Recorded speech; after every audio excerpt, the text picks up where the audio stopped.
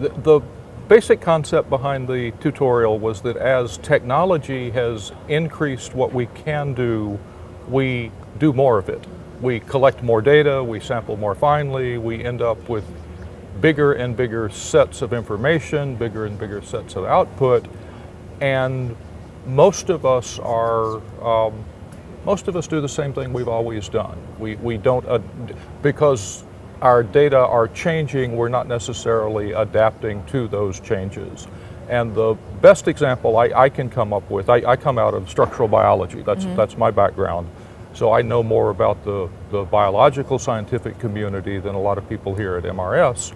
But the bioinformatics field exploded in terms of the amount of data that they could collect and what they could do with it, and they choked, basically. Okay. They got to the point where laboratories couldn't repeat their own results. 6 months later, things would have changed enough that they had trouble repeating analyses they'd done.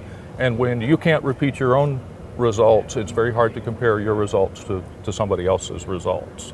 I know that your main topic also was these alternative approaches. What are some of these examples? Right, and so what I have been thinking about, I run an electron microscopy facility these days, and I have been thinking about ways to help the people I serve deal with these big data issues. And so I'm working with the Pervasive Technology Institute at Indiana University. We're building a system that automatically archives image data permanently in a way that is searchable by anybody.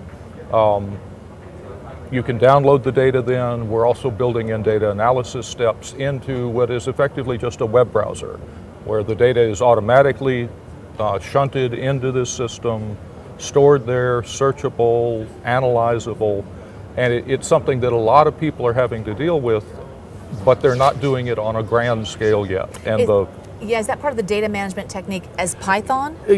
It could be done using Python. Okay. We're not doing it. What Peter Wang, who was the other, whatever you want to call us, the other tutor in the tutorial, Peter talked about using Python to do a lot of different things. And so there's a project right now where they're going to try and drive microscopes using Python.